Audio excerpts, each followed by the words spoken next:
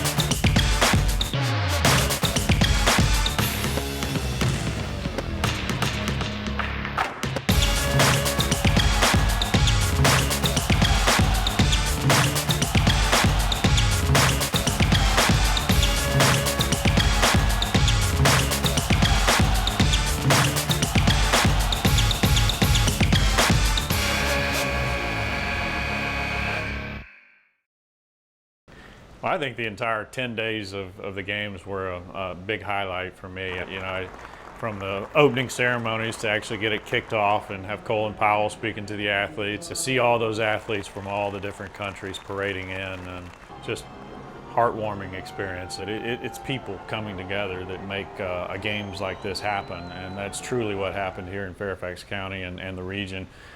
Folks just really rallied together to put on a tremendous 10 days, and Fairfax County was certainly unified behind the effort from day one. We had over 3,500 volunteers that were credentialed and actually worked the games. So that was a good number. We had over 5,000 that had actually registered over the course of over a year. A number of other components that we're quite proud of that will help advance these games going forward. What's next for me is really family time. I'm going to spend some time with my kids and wife and relax a little bit, and then close out the organization. Our 501c3 will be closed out, and then we'll look for what's next soon.